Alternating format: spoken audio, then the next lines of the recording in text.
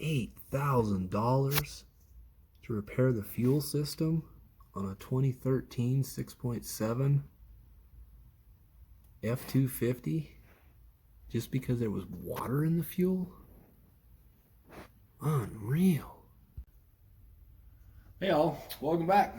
Today we're going to talk about the 7.3 Powerstroke and should you buy one today and invest your money in fixing one up, and versus buying something that's obviously brand new or 5 years old getting to be. The shorter answer is yes, I think you should, and we're gonna break down the cost of certain types of repairs that happen to the modern diesels that don't happen for the older ones, and break down the cost of what it costs to actually get the pickup and what it the cost of what it actually is to maintain it. And then we'll kind of go through, I've got 5 examples here at the shop right now. 2 of them I own. Well, they're not all at the shop, but I mean there's 5 examples we're going to go through. 2 of them I own. One of them belongs to my dad. The other 2 are good customers of mine, and I've done extensive work to all of these pickups, and I want to go through what has been done, and what we'll do is go through and break down. I'll bring my I'll bring a redneck whiteboard back up here behind me.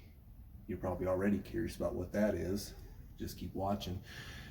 It's nothing exciting. It's just a redneck whiteboard. But anyways, we're going to go through what it would actually cost for you to do your own maintenance, or if you were to, let's say, buy one of these pickups and take it to a shop and have all the work done, break down that entire amount of cost. Because one of the things is these pickups are the last ones, 02 and the early 2003s, are just coming up to be 20 years old. I've got an 02 that's a 19-year-old pickup. You got the old body style ones. I mean, you're getting into 25, 26, 27 years old, give or take. I mean, they're old pickups. So a lot of people are like, oh, I couldn't have it. You got so many problems, all that kind of stuff. But if you go through everything that needs to be done, we can break down the cost.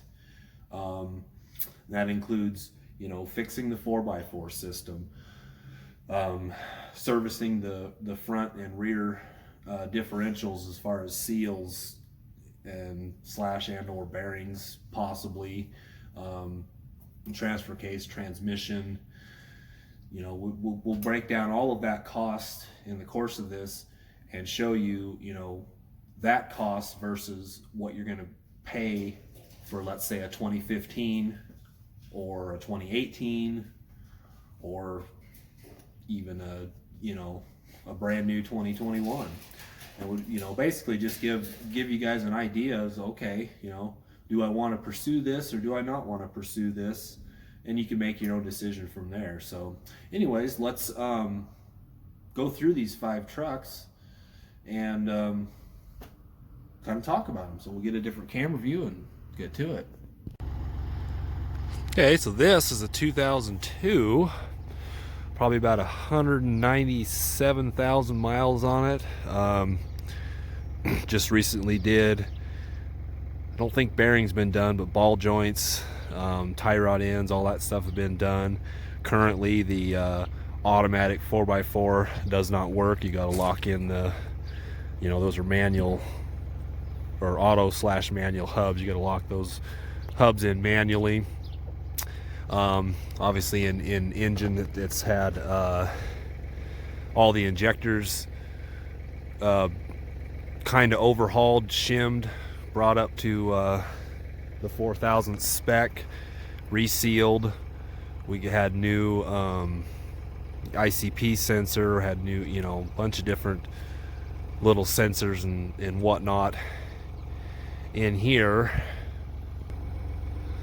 This pickup at one time had caught on fire somewhere in this area, so it does have a salvage title.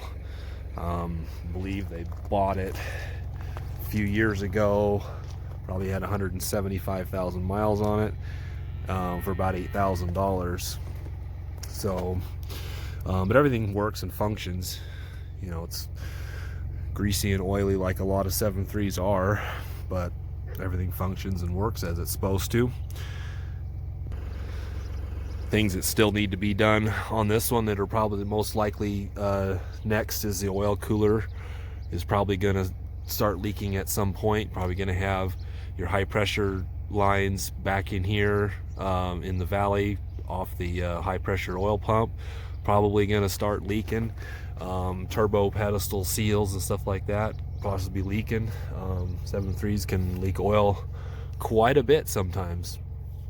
Those are the next things that are going to be possible to be having to be done on this pickup, you know, based on the mileage and age and whatnot. So there's, you know, that's what we're trying to go through, is what things you might expect to have to do to one of these. And this one is a 1999. This is just an F250, and this one probably about 255,000 miles on it, give or take. This one belongs to my dad. They bought this one brand new in November of 1998, right when this first body style first came out. I believe this one is on its 4th clutch. It's a 6-speed manual. The early 99s had defective throwout bearings, so the clutch actually went out in about 20,000 miles. And then the next one lasted quite a few years. Then when it went out, they put in one in the place that did it, put in probably the cheapest clutch you could find for one of these, and that clutch only lasted about maybe a couple, 2 or 3 years. And then the next clutch was a pretty heavy duty clutch, and I don't know how long it lasted, but just about 2 months ago we put the clutch in that one. But this pickup has had all the injectors gone through, shimmed to spec, resealed, new injector cups, ICP sensor, I believe an IPR. It's had all of the front all of the front ball joints, tie rod ends, new inner hub seals, all that stuff's all been done on this one. Haven't done anything with the rear end. We did change the oil in the rear end, the transfer case, all that stuff last year. And this one, you know, would not be afraid to hop in this thing and drive right straight across country. For most of its life, it had the regular pickup bed on it. About 3 years ago, I installed this flatbed for him. And you know, but in our climate, we get lucky that we don't get a lot of rust on these things. So when you're, you know, thinking about looking for one of these things, you know, and if you're I did live in Green Bay, Wisconsin for a period of my life, and I know what it's like working on vehicles, you know, from areas like that. And so, you know, this pickup being having the mileage that it does, with the injectors all at the proper spec and everything, and the next time that probably needs to be done, which will probably be close to about 300,000 miles, will probably due for a whole brand new set of injectors. But I mean, this thing starts right up, and no matter how cold it gets, it may smoke just a tiny bit if it's really cold, but boy, she fires right up. And it's been an extremely reliable pickup, besides having a few unfortunate, you know, it should, at this point, probably should have been through only maybe on its 2nd or 3rd clutch, but based on the, you can't really count the first one. That wasn't, that was just a bad throwout bearing design. The last clutch, the supposedly really heavy duty clutch, everything was fine with it up until some of the fingers or forks broke on the pressure plate. Not much you can do about that. This one was chipped for the majority of the time. The chip was one of those ones that plugged in the side of the PCM, and the chip did go bad, which those ones typically did after a period of time, and it was never put back on. But it doesn't have a whole lot of power like it used to. And this one also has the exhaust brake. Yeah, this was that power breaker exhaust brake that goes in right up behind the turbo there and just closes the exhaust off. Those things were actually pretty nice when they first came out. Have something like that in the early 2000s. But yeah, I guess we're up to 257,000 miles. But for the most part, interior's not in too bad a shape. Actually, the the seat's not completely totally worn. So, if you find a pickup like this, that wasn't used as a work truck for most of its life up until about 3 years ago when the flatbed got put on. Now it's pretty much a farm truck, but you can find a lot of these around still yet. All right, so this pickup is a 2000 F250 4x4. It is currently riding about, well, let's just have a look, 194,000 miles on it. This one belongs to a customer of mine, and they bought this pickup probably in 2007-ish, 2008 maybe. I don't know how many miles it had on it. I want to say it had probably, I want to say in the 80,000 range or something. So they've put on just a little more than 100,000 miles from 2008 to now. They did have somebody back into it and painted, or had to have this whole deal painted, which didn't turn out very good. So they got some patina issues going on here, but that was nothing of the truck's fault. For the most part, it's dirty right now, but the paint and everything seems pretty good. These red ones, I own a red one in the same color, and my clear coat is peeling on the hood, but this one is not. So with the exception of that area there, if you wash it, this pickup would actually be a pretty nice looking pickup. And it's the Lariat package, so got leather seats and got a little bit of wear going on here, but that really is not bad. I've seen 10 times worse. We're doing some wiring inside, so we don't have that door panel on there, but for the most part, if it was cleaned up, the interior is in pretty decent shape. And yeah, you don't have all of the fancy amenities that all the newer pickups have, but you can add all that kind of stuff if you wanted to. And so if you find these pickups that weren't used as work trucks, you can find out that they're in pretty decent shape. This one happens to have the 6-disc CD player. As far as I know, it still functions as it's supposed to. We do have to the shift on the fly 4x4, it is working and engaging. You have to go out and manually lock the hubs, and that's one of the things that's in the shop here for, is to fix that. So with those systems, if you got a person who understands how they work, they are not hard to fix, and they are not expensive to fix the automatic hubs on these things. And so like I said, this was a nice pickup. And I think back in 2008, something like this, they bought it for about $12,000, and could probably, if it was all cleaned up and everything like that, could probably sell it today for $12,000. I mean, that's how much the the value, since the new ones have gotten so expensive, the value is retained on these things quite a bit.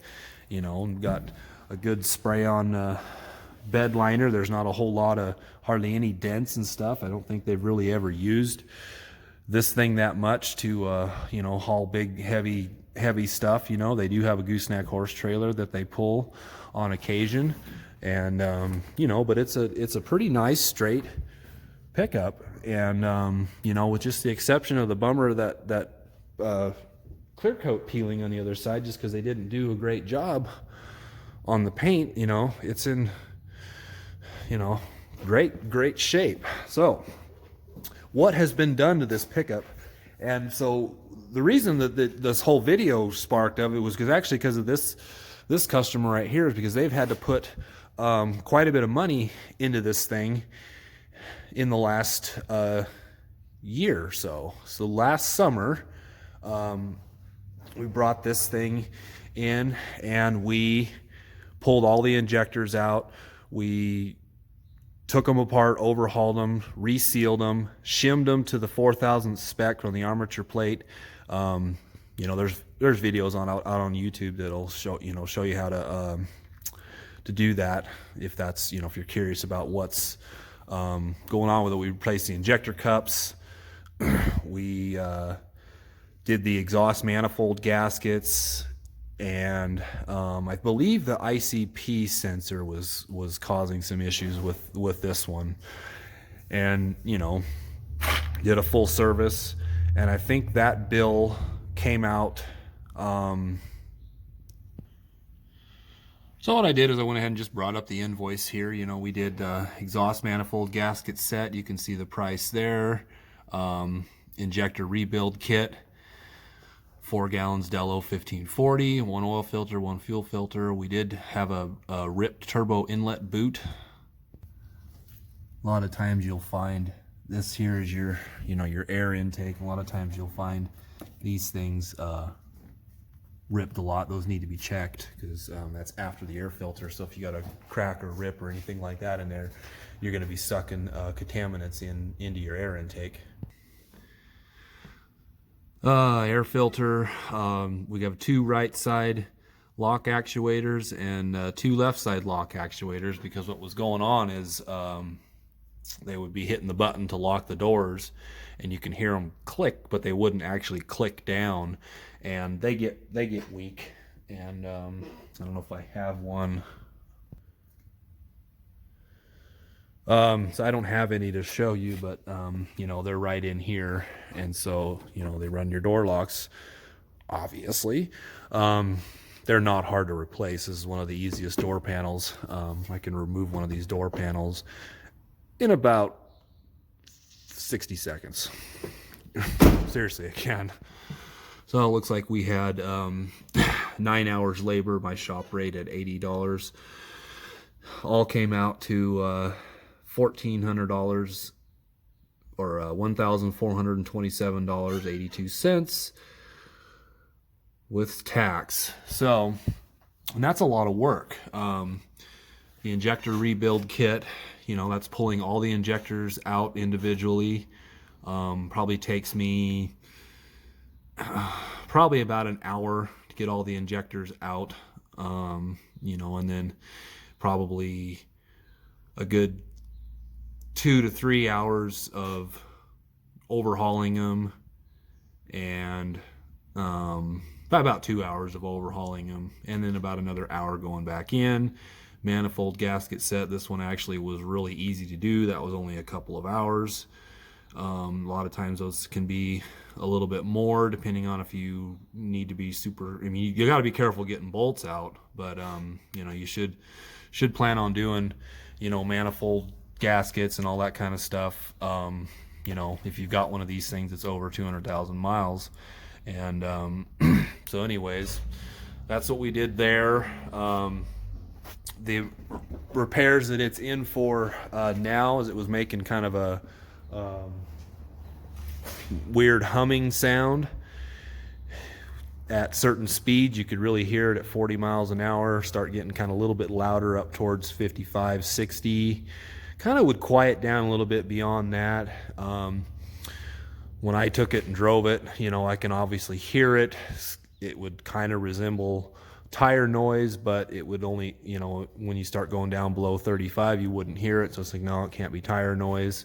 These aren't very particularly loud tires anyways. And so we found a bad bearing. Kind of hard to tell, but that's the one that was bad, leaking a lot of oil out of it, and the other side starting to leak some oil out of it, so it was going bad. And when we got in here, we found that we have a leaking differential that's leaking out of the axle tube and seeping oil.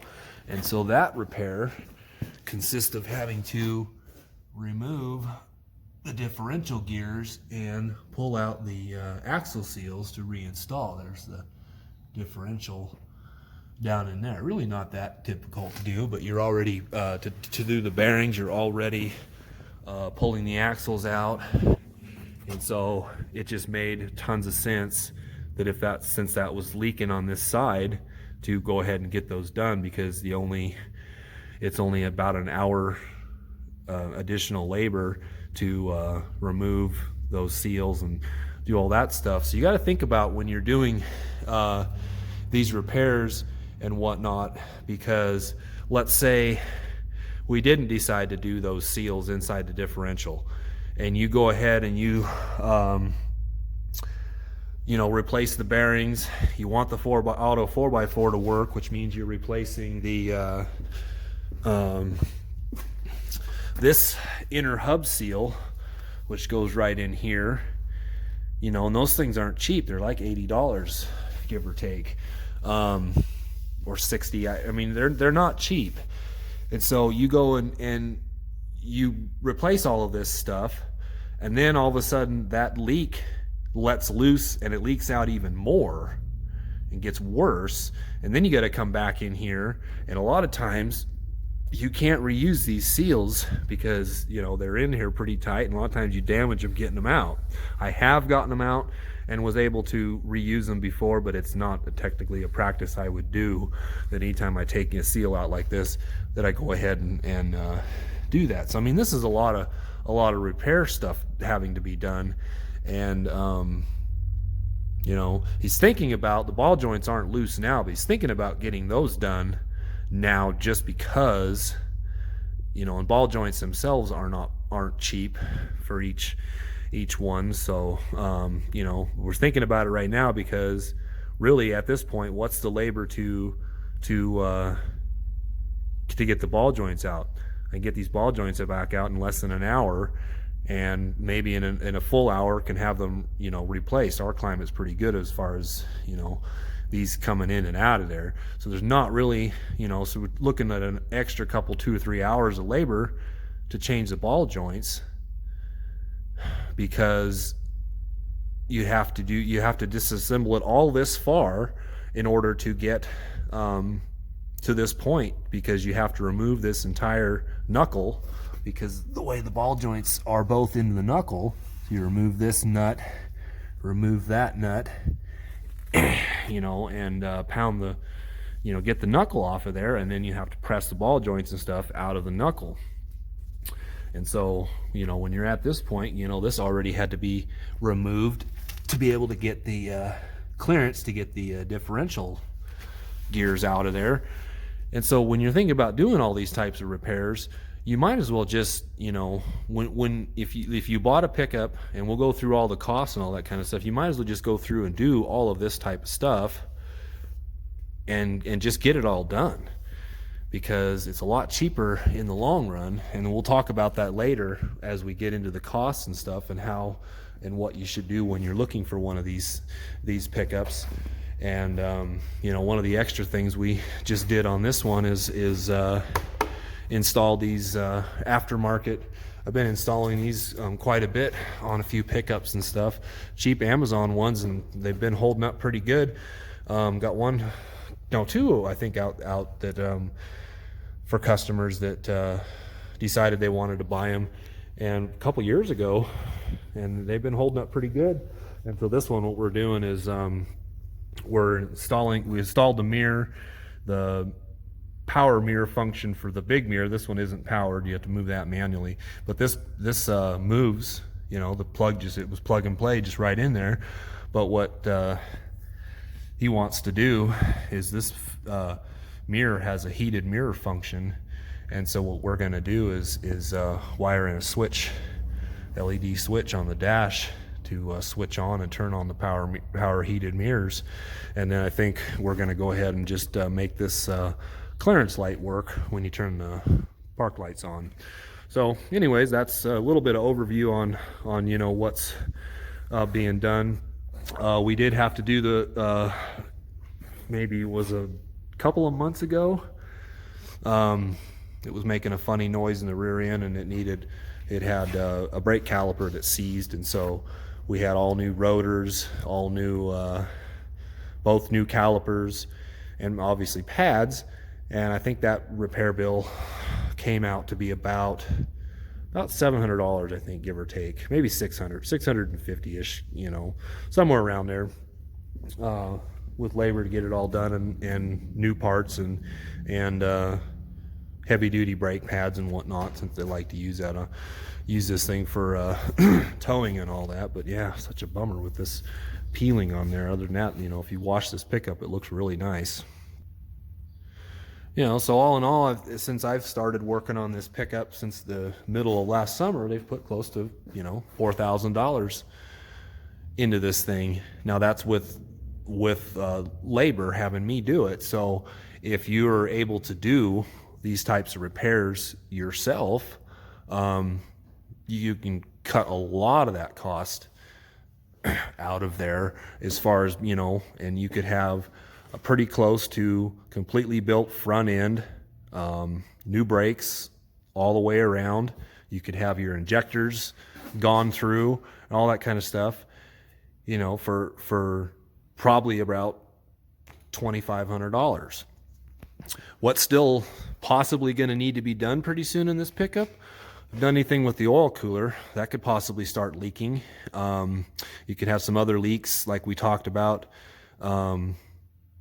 before, you know, with the high pressure oil pump, the little O-rings that, you know, come out of your high pressure oil lines, those could leak. You could have exhaust back pressure sensor or the tube get plugged up. There's a tube that runs up inside of here. You know, and any of this type of stuff I'm talking about, you know, you can do a lot of research, and there's a lot of stuff on YouTube. I can only put so much into this video, or else it'd be, you know, 5 hours long. You know, the turbo pedestal thing could start leaking and all that kind of stuff. You know, we're probably going to need to do a water pump on this thing, you know, probably pretty soon. So, you know, they're expecting that. And so the conversation went like this.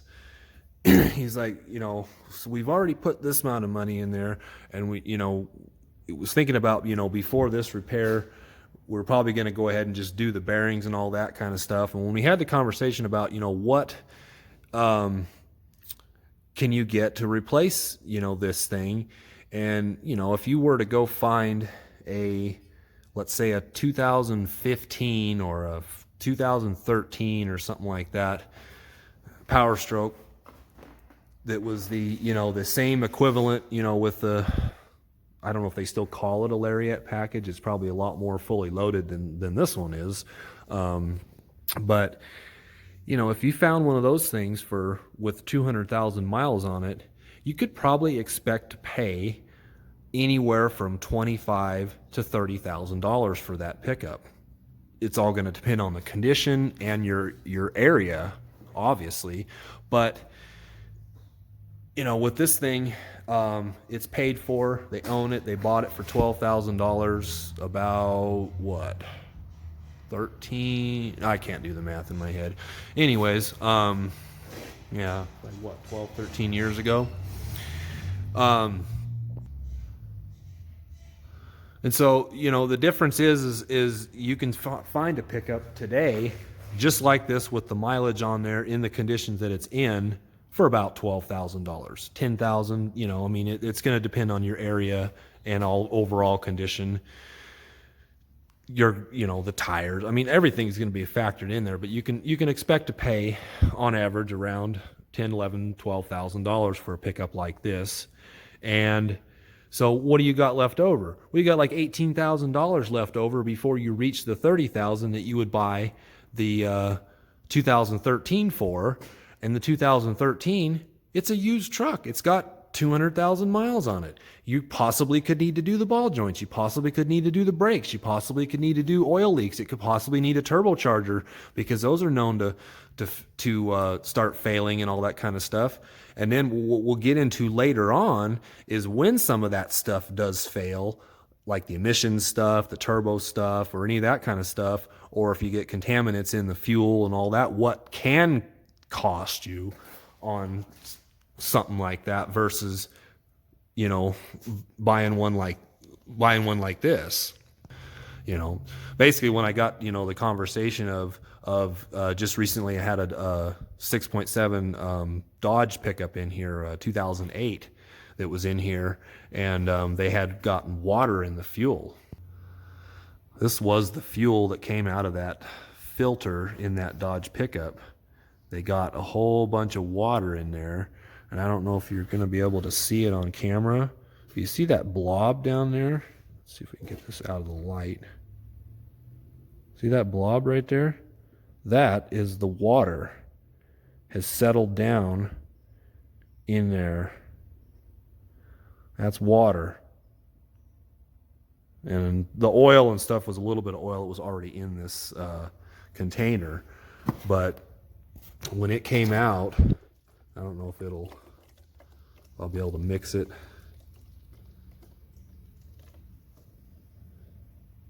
That's what water and diesel fuel looks like. You know, just forget the sediments down at the bottom of this. That was kind of already in this container. It's kind of used as a funnel and or a, you know, just collection. But see, that's, you know, how milky it is when you're looking at it, you know, trying to point to it. But if you're looking at this particular area and how milky it is, that's what water looks like in diesel fuel. So when that happened, it took out the high pressure, because you know, these high pressure, you know, these systems run off a high pressure oil to run the injectors, and use just a like a low pressure fuel pump to pump the fuel in there and everything like that. The newer ones, whether it be Dodge Duramax or the Powerstroke, use a high pressure common rail system, so they bring the fuel pressure up to about 25,000 pounds, 30,000 pounds, give or take, into a common rail, and supplies each injector with that kind of pressure when it's needed. A lot of times those need to, like, you know, like I think the Dodge needs like at least 5,000 pounds just to get the engine started. You know, that's fuel pressure and all that. So what that pickup did was it, you know, all that water got into the pump, and it took out the pump and the injectors.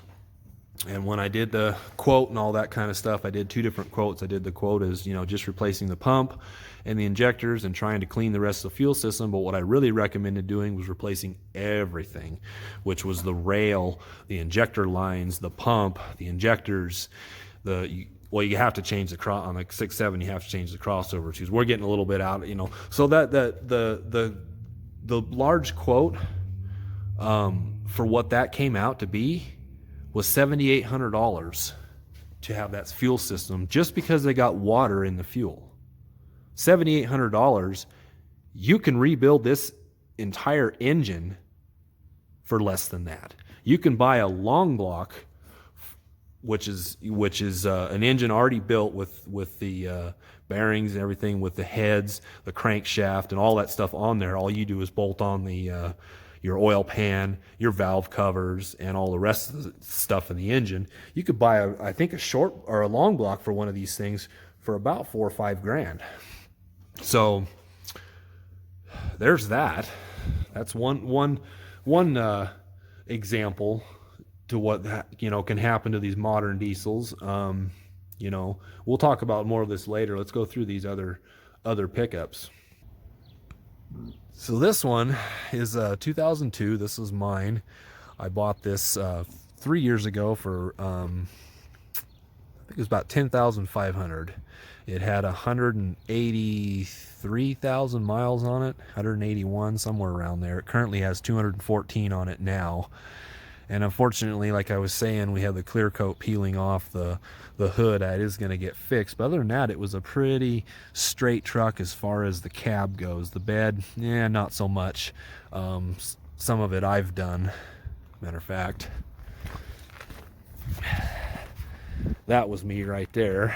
But my plans are is to the flatbed from this pickup is going to go on this one, and then I'm going to get a service bed for that one. That'll be my shop truck. We'll talk about that one a little bit. So I mean, this bed, it did have the spray on bed liner, but it has been a little bit beat up. Like I said, I've done a lot of this, using this thing as a work truck when it wasn't that way when I first bought it. It was pretty nice.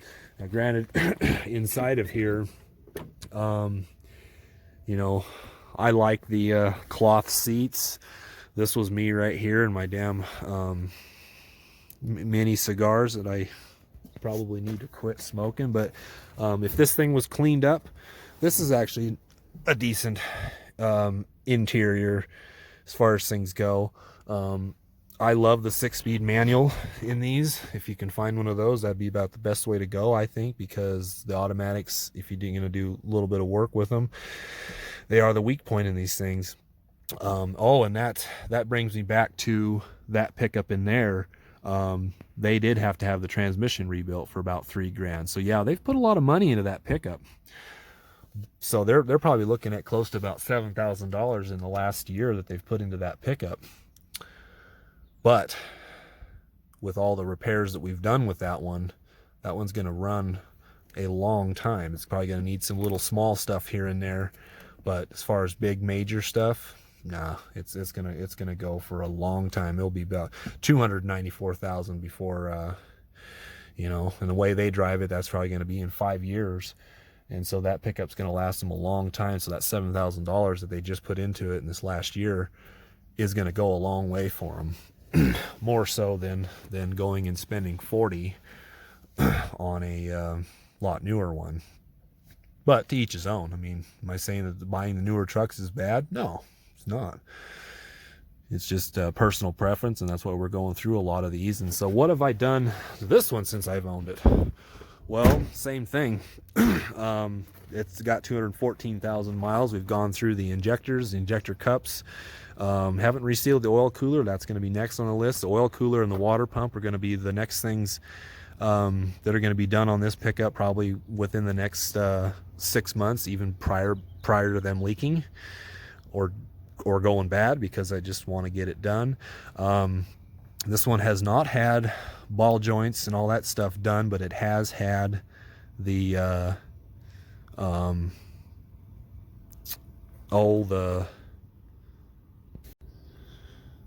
right, sorry about that. Kind of had a brain fart because I had phone message chime going on or whatever. Did do the bearings and the inner hub seals and all that, and got the vacuum 4x4 all working. U-joints and drive line. Just yesterday we had a parking brake come apart, and then found a wheel seal that was bad, so had all that apart. So what I'm getting at with all of this is we'll go through the cost and everything like that. I think myself, I've probably spent close to $2,000 in parts. The rest of it's it's my time and everything like that. So for $12,000, $12,500, I have this thing perfectly reliable pickup. So now let's talk about this one. This one's a 1999. It's a cabin chassis style F350. It's just the basic roll-up windows, manual mirrors, does have AC and does have cruise. and we are riding about 179,000 miles on it. 6-speed manual. I don't know why they just must have lost the knob and had to just find one, and that's what they found, but it is a 6-speed. No CD player, just tape, radio / tape. You know, bench seats, no armrests, and this one's not really that clean. I bought this thing for about $3,500 February 2020, and you know, the bed's great. You know, needs a paint, but it's, you know, it's a nice bed. But what I want to talk about on this pickup is, yeah, the mileage may be low, but sometimes the mileage doesn't mean anything. This thing had not been maintained very well at all.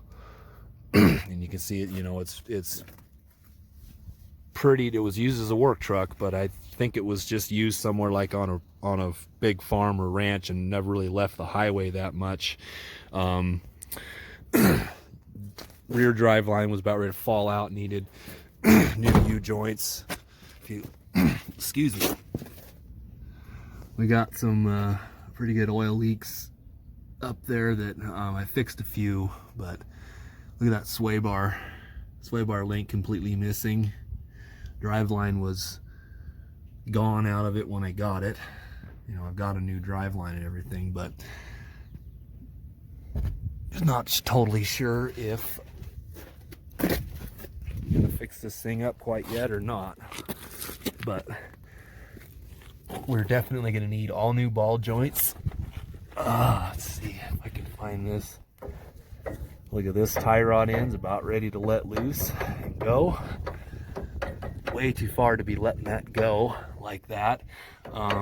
Probably can't tell, but the U-joints inside there, inside the knuckle, all need to be replaced. The hubs don't, that hub over there won't disengage.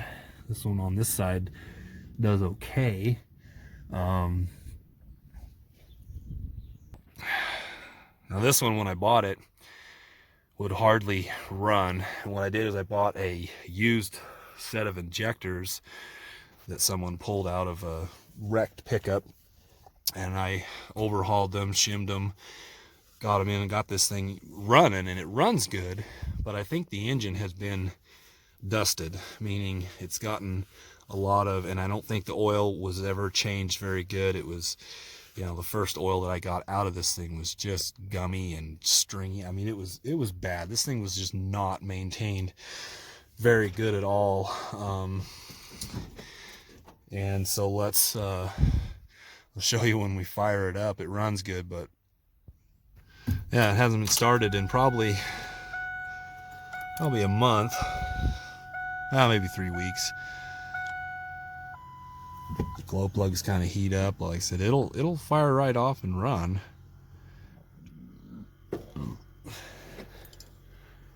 Ready, set, go.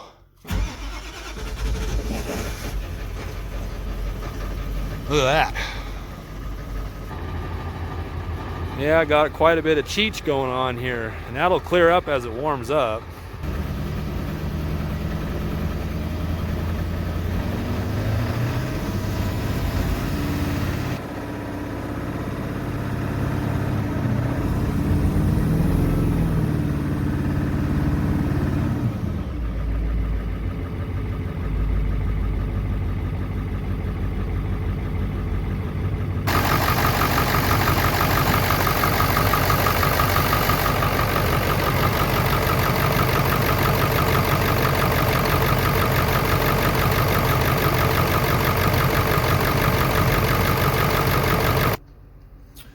Yeah, I mean, it sounds good, it runs good, but you know, that engine just needs to, it's also losing oil pressure when it gets warm, like at idle, oil pressure knocked down.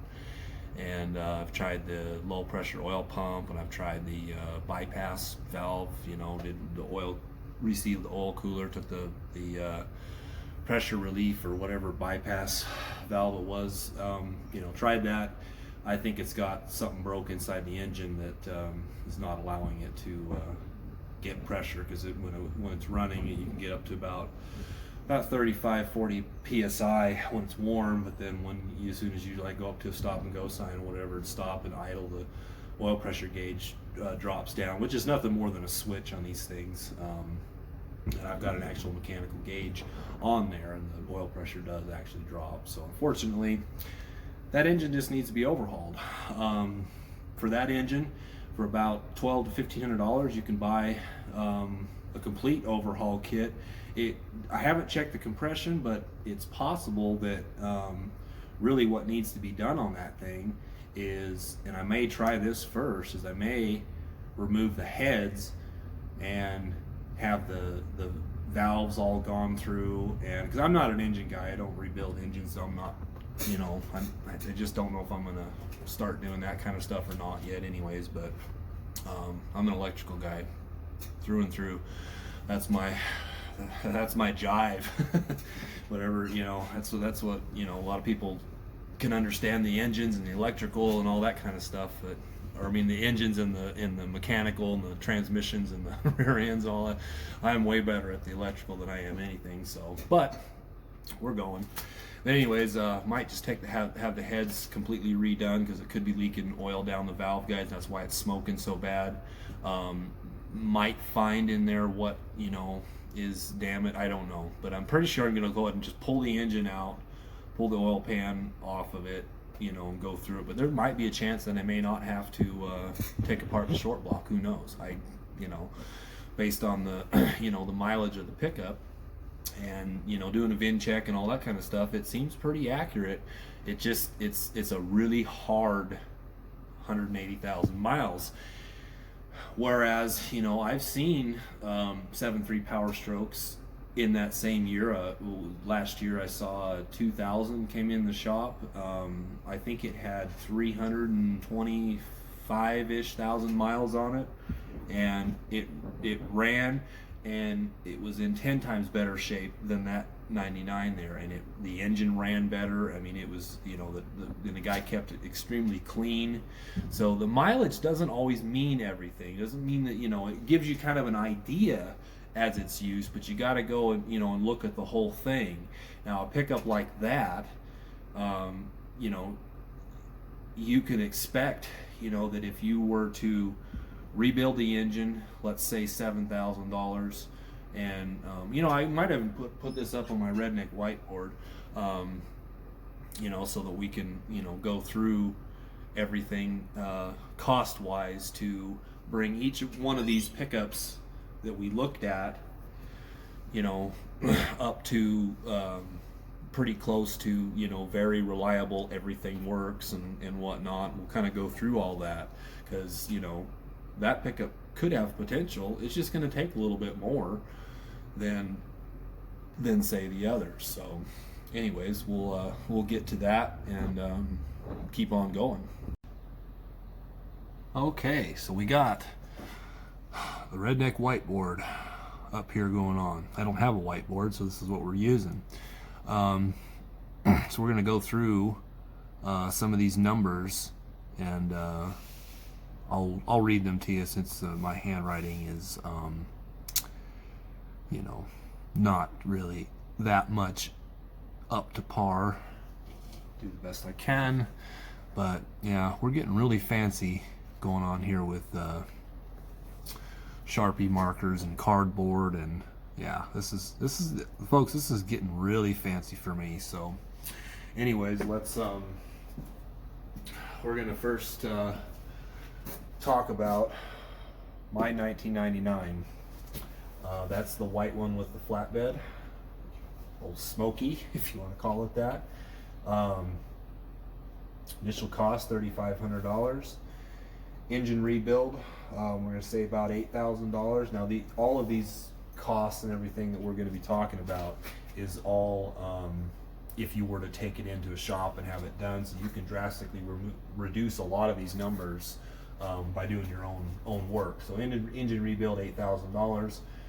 Front end, that's ball joints, bearings, inner hub seals, hubs themselves to get automatic 4x4 work, and could be vacuum lines, any of that kind of stuff can fall into about that price to have that done.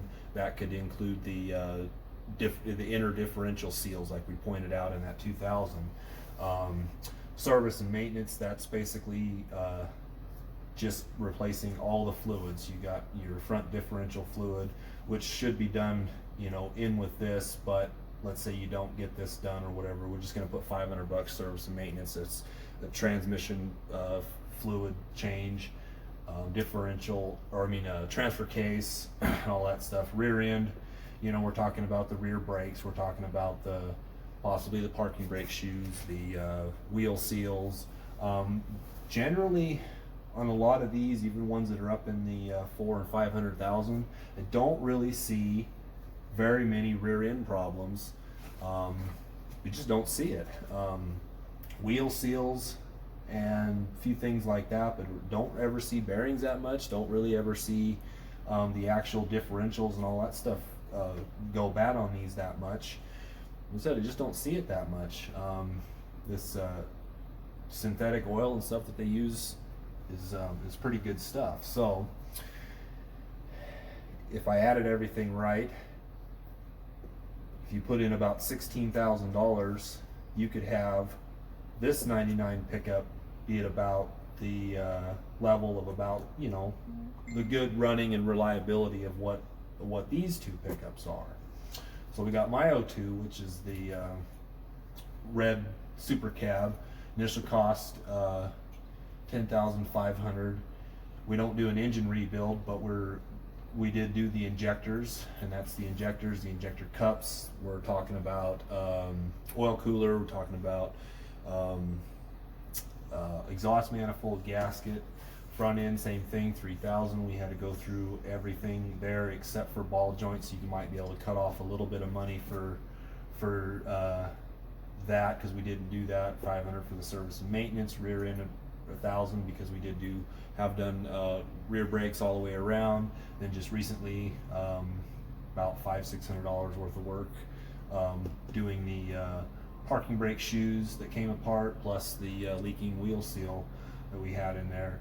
And so we're coming at, you know, all of this added together, $17,000. And this is a very, very reliable pickup. Is there more to do? Yes. You could probably figure that another $3,000, so making it even 20, which would get this pickup up to all of the major stuff pretty much fixed, and this could be a very reliable pickup for another couple 100,000 miles.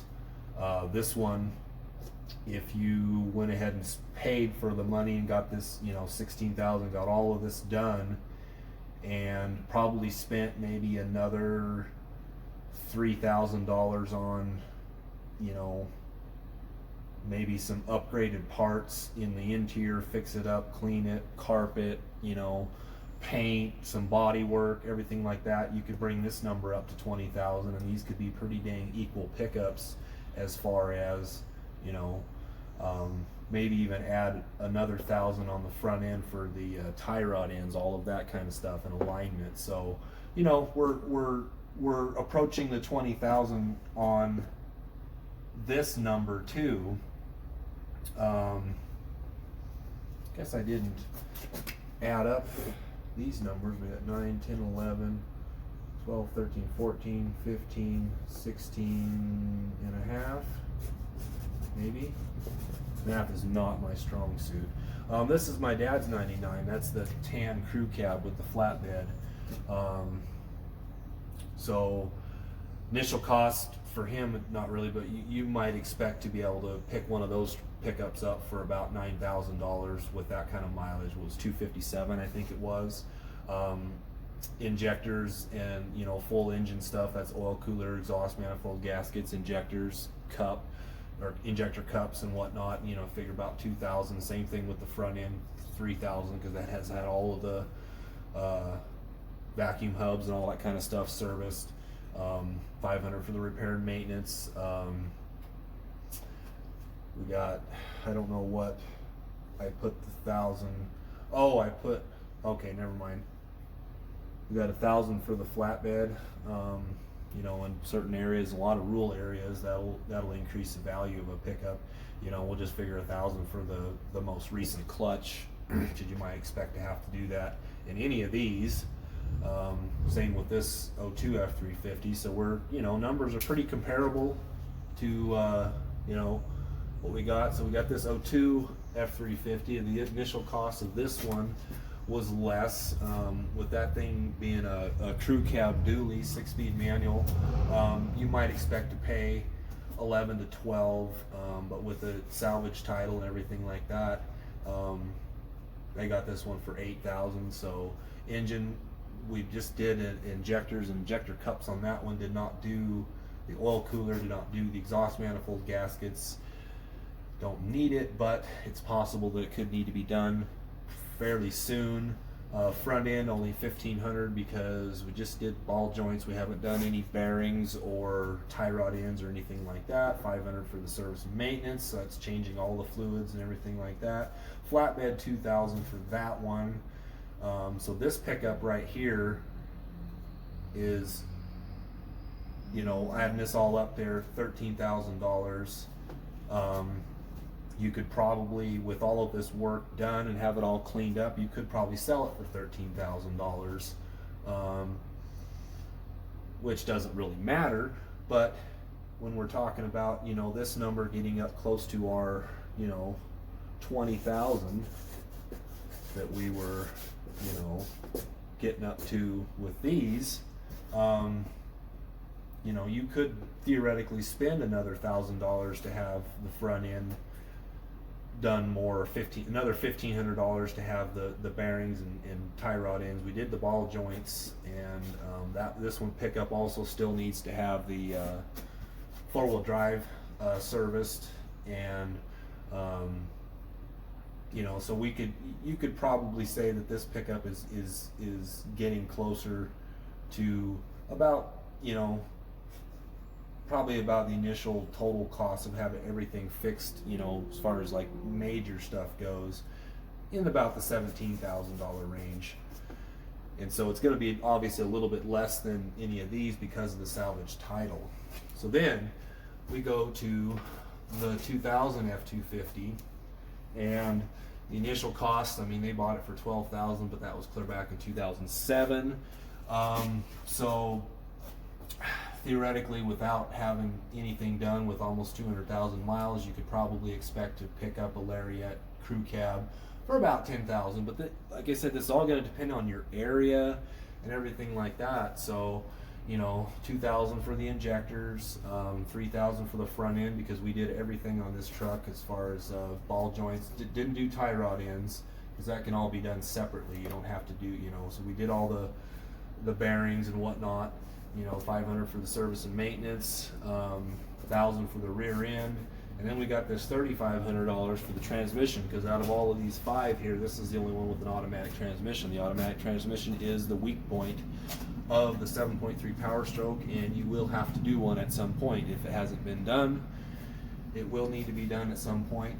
That's what I believe they paid, somewhere around there. And so if you add all these up, again, about 20,000 in on that one. And so what's really left to do for this one? Well, personal preference as far as that bed needs to be painted. They're thinking about adding a flatbed onto it, so, you know, a couple thousand, 2,000-3,000 for that. You know, we're looking at close to 23,000, you know, but really that's all, you know, out of all of these 5 pickups, that's probably the nicest one and got the most, you know, luxury items and all that kind of stuff. And I believe not the lowest mileage, but like I said, this one's got the lowest mileage out of all of them. But remember, this 99 had 257,000 miles, and it's a lot nicer shape than this 99 is. With I can't do the math in my head with that. So basically, on these numbers, if you were to budget and say, okay, I want to buy one of these pickups, if you were to budget yourself to go ahead and make the initial purchase and budget this amount of money into everything, you could theoretically spend about $20,000, and you could have a really good reliable vehicle for at least $200,000. To spend $20,000 to go 200,000 miles, I mean that's $10,000 per 100,000 miles. So what we're going to do now is we're going to look at the price of some newer pickups that we find for sale. So we'll go ahead and do that. All right, so we're going to cruise through just a few, more modern pickups. We got this 2013, driven 152,000 miles, Powerstroke. Not a bad looking pickup. I don't see anything wrong with it, but it is a used pickup. 150,000 miles on it. That's only 50,000 miles less than a lot of these 5-ish Powerstrokes, or the 7.3s we were just looking at. So that's, for what is it, $27,000 they want for this one. These are both here just in my area, southwest Idaho. Here's another 2013. This is at the King Ranch. Pretty nice interior. Nice looking pickup. Really nice looking pickup. 114,000 miles, $36,000. So yeah, big price difference between those two. Almost $9,000 more for this one, but we're closer to the 100,000 mark, so we're still looking at a lot of money. Here's another 2013, 77,000 miles, $45,000. And if you look here, I don't know how much this, but it's talking about being in the range of $30,000 to $51,000, and it's in the green, still. And I think it's Kelley Blue Book, so I'm pretty sure they're, listing for, what, Kelley Blue Book is, for the most part, I think it gives you a good idea of what everything's kind of going for. But I mean, it's got an estimate right here at $837 a month for a payment. Oh my goodness. This is at a dealership, so there's not any other pictures. I don't know why they do that, but anyways, that doesn't even look, probably not even the real pickup, but it gives you an idea that that's Ontario, Oregon. That's only just about 10 miles from me, so we're right on the Oregon border. Let's have a look at this 2019. Almost 40,000 miles, $53,000. It's a nice looking pickup. That's a lot of miles for a 2019. So they really did drive this one quite a bit, but it looks nice. I'm not into short beds, but a lot of people are. So they're most common, but interior black, nice black interior. Not the fanciest package, but it is a nice pickup. Here's a 2020 with 44,000 miles, $54,000, and according to the Blue Book deal, it's right at the very high end. This is an XL, so this is your basic package work truck. Finally one that's a long bed. Nice pickup.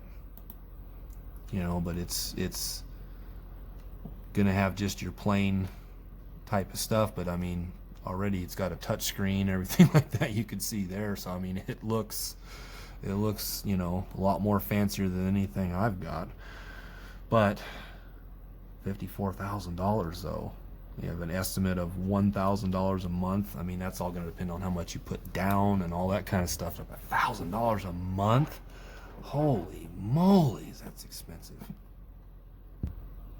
Well, let's look at one more used one before we go through. Maybe look at a couple brand new ones. But this is a 2017, 105,000 miles, 51,000, right at the very top of what their Blue Book value is talking about. Really nice looking pickup. I really like this color myself, actually, quite a bit. Long bed. You know, I mean, it's fancy. You got air conditioning vents and all that kind of stuff back here. I mean, that's, you know, you're not going to find that in a 2007.3. You know, but don't get me wrong, they're nice. Nice big touch screen going on up there. You do have leather seats. Looks like carpet on the floor. Little wood trim going on there. I'm not all about this just solid black and shiny chrome silver type of deal. Not really my thing.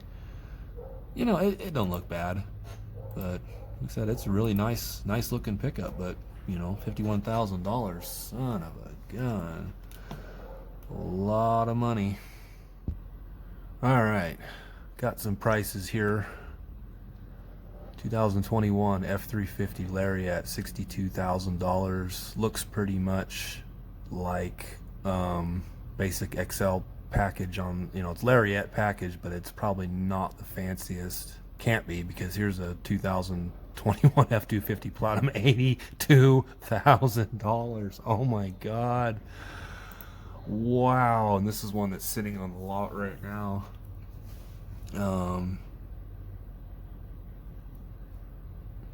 Getting this thing kind of loaded in here. We pause this. Oh, there she is. Kind of like the color. I don't know. $82,000. Can you freaking believe that? Wow. Granted, I would say that it's pretty nice, but you know,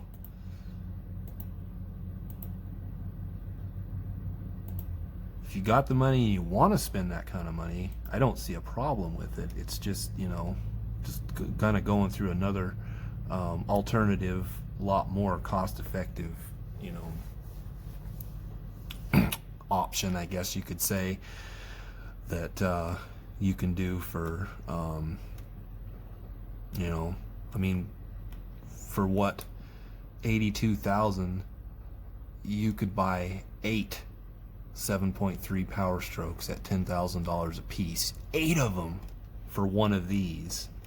You could buy 2 of them, 2 $10,000 7.3 Powerstrokes, and you could put 20,000 in each one of them, and you're still not going to be, that's going to be at the 60,000 range, and you have 2 of them. Could you imagine if you put $30,000 of money in, or $20,000 of money into a 7.3 Powerstroke, one like you know, this? If you imagine if you put $20,000 into this pickup after your initial $10,000 purchase into this exact one, I mean, we're talking about all kinds of new bells and whistles, cool LED lights, fancy stereo. I mean, you could lift it, neat tires. I mean, a lot of stuff you could do with this thing for 30 grand, or, you know, I guess 20 grand putting into this thing.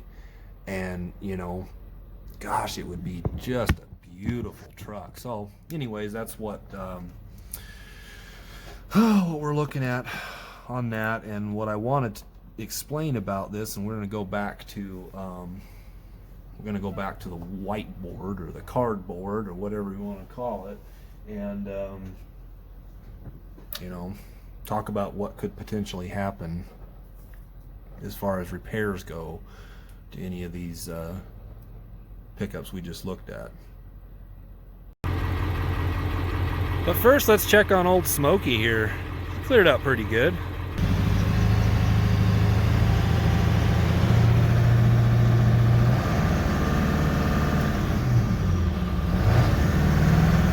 Little bit of cheech going out right there.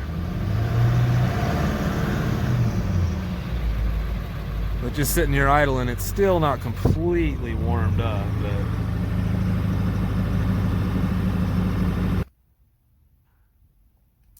All right, we're back on the cardboard because it's not a whiteboard, and we're going to go through right quick, you know, what we found. We had a 2013, 150,000 miles, $27,000 they wanted for it. We had a King Ranch 2013, 105,000 miles, $52,000.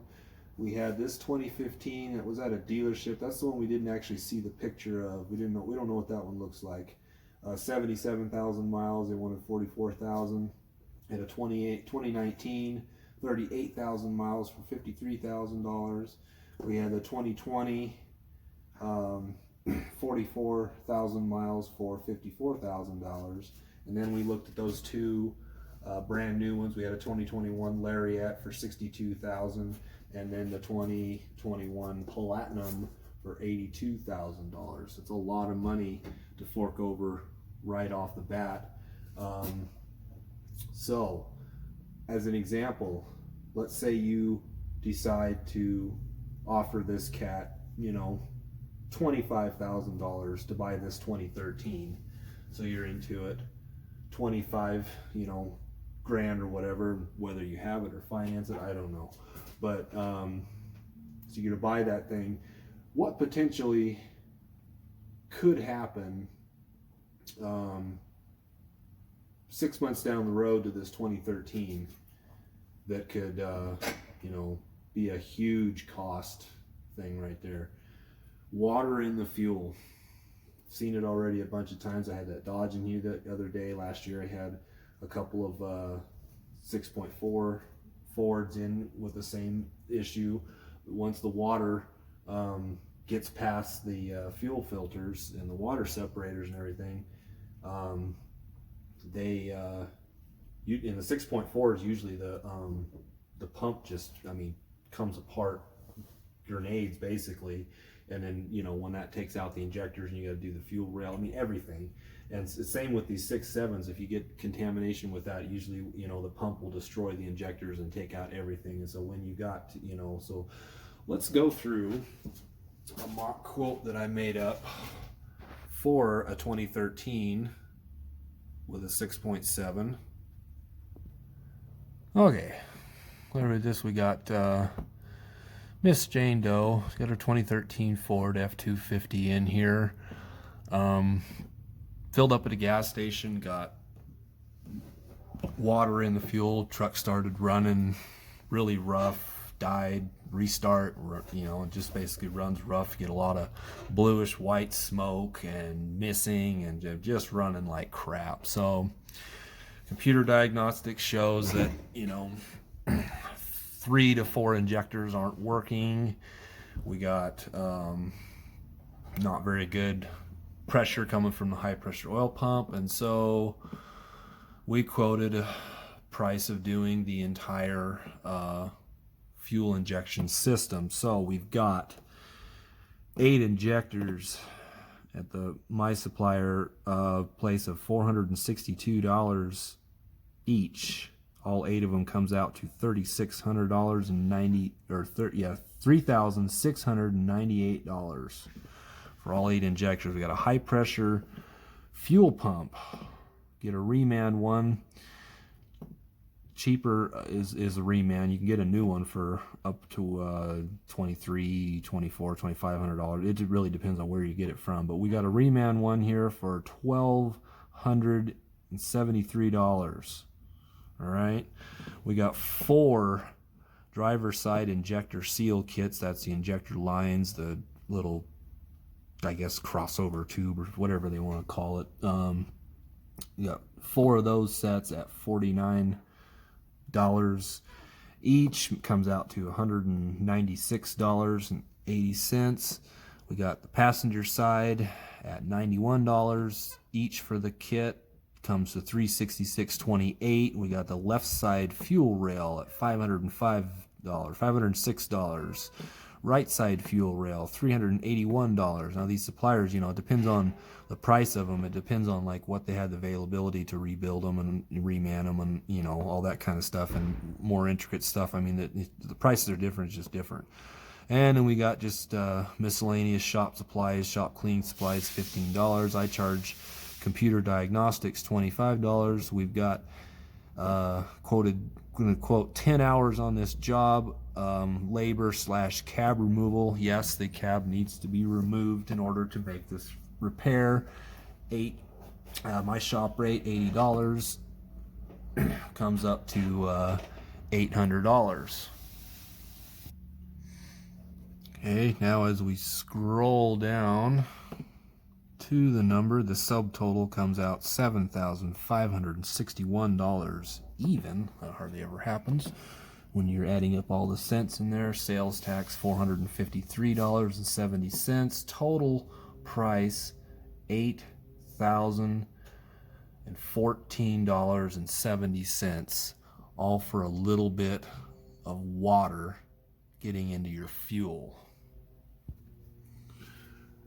All right, when we're talking about, you know, you think, oh, that may not happen that often, you know, and then it doesn't exactly happen. It happens often enough.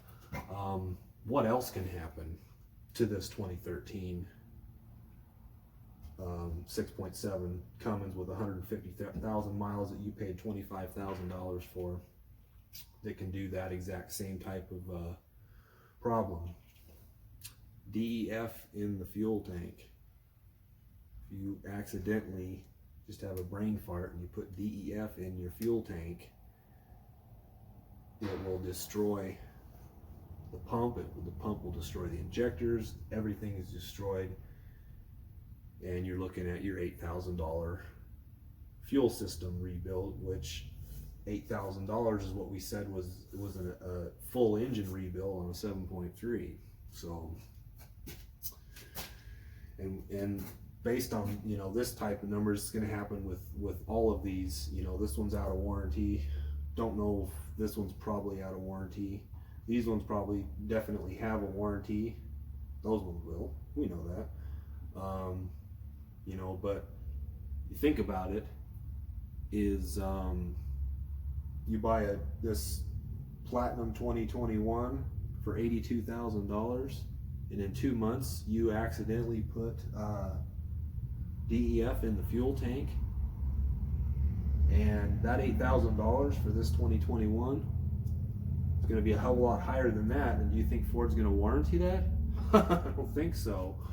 So when we're talking about the cost, you know, the initial cost for every one of these vehicles is quite a bit more than the initial cost of any of these. But when we're talking about repair costs to just the fuel systems alone, you're talking about way more costs than any of this stuff that we just talked about, you know, for everything with the 99. And any of these pickups can still all need front end, rear end. This pickup right here, that could need all ball joints, front end, hubs, interaxle, hub seal, everything. It could need all of that kind of stuff. And so you could be forking over that kind of money into that pickup that you paid $25,000 for, versus this pickup or this pickup that you paid $10,000 for. So you just do the math and everything like that. Any of these vehicles right here, you spend $20,000 on most all of them. We can kind of leave that one out. That one's kind of a outlier a little bit. This one's a little cheaper because of the salvage tile, but this one, and this one, all in the 20,000, close to 20,000 range. Buying all of that, you know, can have, any of these pickups can be just as reliable as one of these. This one. These ones are going to be pretty reliable still yet. 6.7 is a great engine, don't get me wrong. It's a great engine, but there's a lot of things that can happen to it that can totally mess it up. And, you know, so this is just you know, it's another idea, another option to, you know, go through and look through. And we didn't even talk about the DPF or the SCR or any of that kind of stuff, as far as the you know, the DPF's got a regen, all that kind of stuff. 6.7 at about 150,000 miles needs a turbo. If you're not paying attention to the fact that it needs a turbo, you could actually destroy the entire engine if the turbo goes bad. So, I mean, there's just a lot more involved in all of these, and any of these pickups, every single one of them, doesn't matter how new they are, how many miles they have on there, one little sensor can leave you stranded with that, you know, whether it's just wiring or the sensor itself. So there's that to think about. So if it were me, I would put my money into a pickup like this, or if you needed a big, you know, or my O2 and get it fixed up, all for about $20,000 to $25,000. I'd put my money into any of these before I'd sink any money into something like that, just based on the cost of repairs of certain things that can happen. And you think, oh, I would never, you know, it happens. It happens plenty of times. The DEF in the fuel tank happens way more often than you would think. But anyways, that's pretty much going through all these different numbers, and yeah, anyways, we'll kind of wrap it up here. Okay, we'll wrap this video up. If you haven't, you know, I just want to put this out there, you know, that if you haven't researched the cost of to replace some things, like I said, we didn't even get into the cost of a new DPF and all that kind of stuff, because you're looking into the, you know, well into the thousands of dollars for one of those, and so much more complicated type of stuff. So if it were me, I would definitely sink my money into these pickups up here versus the newer, more modern ones. If I won the lottery, it'd be a different story because money wouldn't matter, but I don't. And so I just wanted to, you know, run through these numbers, go through everything, you know, and I'm sure you've probably researched the initial cost of every vehicle, and you know that a newer vehicle is going to cost more initially. But what a lot of people don't do is, you know, you probably didn't know the cost of what it would take to repair the fuel system if you get water in the fuel, or if you get DEF in the fuel, any of that type of stuff. I mean, it's thousands of dollars, and you know, from all the different types of you know, Powerstrokes and all that kind of stuff. You know, when the 6.4s, they had their issues and all that kind of stuff. Well, that basically started the high pressure fuel pump and common rail type of systems that they all have now. Was the 6.4 was the start of that, because the 7.3 and the 6.0 liter were all the Huey high pressure oil systems. And so you can pass through water through those type of systems. It's not great for it, but I mean, the 7.3 can practically run on water, but it doesn't damage the parts and stuff. And what it does damage, the cost is minimal. You might have to throw a set of injectors in a 7.3, which might cost you, you know, $1,000 for the injectors, and you know, $500 in labor or something like that, you know, to have them replaced or whatnot. But you're not going to have to do the high pressure oil pump or anything like that, because that water and the fuel doesn't pass through that particular system. They're isolated, you know. But you start getting into this common rail type stuff, these DEF in the fuel tank, or water in your fuel and all that kind of stuff. And like I said, I just had that Dodge pickup last week. They filled up somewhere, it started running like crap, and brought it in here. I diagnosed that they had 1 in 3 injectors weren't working, you know, and so it quoted to be about, you know, $7,800, I think, give or take, for all of the injection parts, you know, just because of that reason right there. And it was a 2008 6.7 Cummins. I think that pickup had 130,000 miles on it. It was pretty low miles for that old of a pickup, but I mean, you know, it was a 5500 big dually 4x4. 10-foot flatbed. I mean, it's a nice vehicle and everything like that. They don't have the money right now to put it in there, and it's a really unfortunate that the stuff costs that much, but it does. And so you can get, you can buy any one of these and put the same amount of money, so that like for what it costs to replace the fuel system on a 6.4 or 6.7, is the same cost as you can bulletproof a 6.0. Those are good if you want to look into going 6.0. I don't know a lot about them.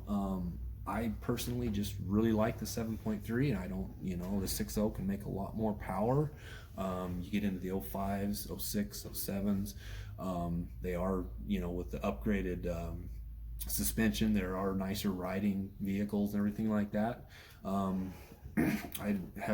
know they had them in 6-speed manuals, but you don't see them very often, and so therefore I've never bought one myself. But I wouldn't be opposed to looking at it. But so for what it costs you $8,000 to $10,000 to replace the fuel system on a 6.4. Well, that $10,000 can be used to bulletproof a 6.0, and obviously that's $10,000 can definitely do the entire engine of a 7.3. So what, just weigh your options, and you got this hand fills up more than this hand. I mean, just that's all you got to do is just weigh the numbers and look at the numbers and see, which could possibly be more the investment. The other thing I will tell you about anything from 99 and up, I don't typically see a lot of electrical problems. There's some, but not a lot of them. And most of all of these, let's say my dad's 99, 257,000 miles on it. Door locks, windows, all that kind of stuff works. AC works, heater works, all of the gauge lights and clusters and all that kind of stuff works. It doesn't have anything, as far as any some of them had a deal up here, for the direction and mileage and all that kind of. It doesn't have any of that kind of stuff. Neither does my 02. The 2000 that's back here in the shop, has all that. It's a lariat package. It's got it, everything that the fanciest that you could get for that time, but all of that stuff works. We spent a couple $100 on the 2000 last summer fixing the door locks, but the windows all work, everything, so the electrical stuff tends to stay pretty sound in these things.